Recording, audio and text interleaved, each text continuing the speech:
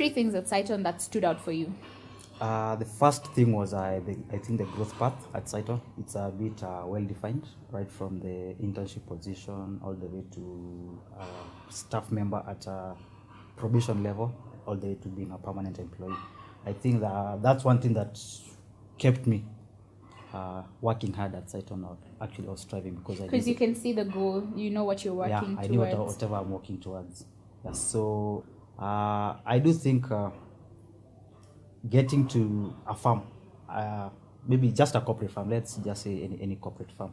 Yeah, people tend to think that a firm always looks for experienced hire, but I don't think that's the case, because at Cytonn, if you can ask me right now, why do I think I was picked? I wouldn't say I was the best analyst. Obviously, he had experience in cyber attendance. Yeah, I don't think there's much relevance to that in real estate. Yeah, there's no relevance. I think what makes you join a firm is really the urge to learn, or actually the right attitude towards things, how you perceive things, whether you're ready to be taught new things by the family, and all that. I think that's what really counts.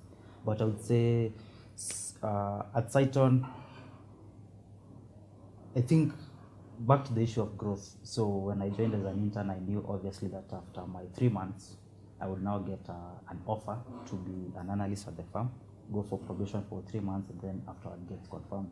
So I think that's one thing that really kept me. He makes it sound like it was pretty obvious, and it really wasn't, because the process at Cytonn for getting from internship to the next level, which is analyst, is very rigorous, and a lot of people most people actually just leave by choice because the work is so much, there's so much pressure. And when he says it here, it sounds like, I just knew I was gonna breeze through the whole thing, but he had like a 2-month head start. So it's obvious why you knew you were gonna. Nikama wende class 8. It's like going to class 8 and getting 2 years to do KCP. So you do KCP this year, next year you do it again, and then the third time you're like, of course I'll pass. Of course you have to pass.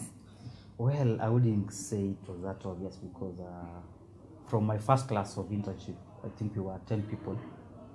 No, actually, the total class was around 19 people, and we were only 2 of us. So I would say that was a bit competitive and scary at the same time, because they thought that yes, this George, he had nothing to do before coming to Cytonn. You only have an evaluation between you and your next month's salary, and between you and your bills. So it was a bit scary. So putting those extra hours wasn't voluntary.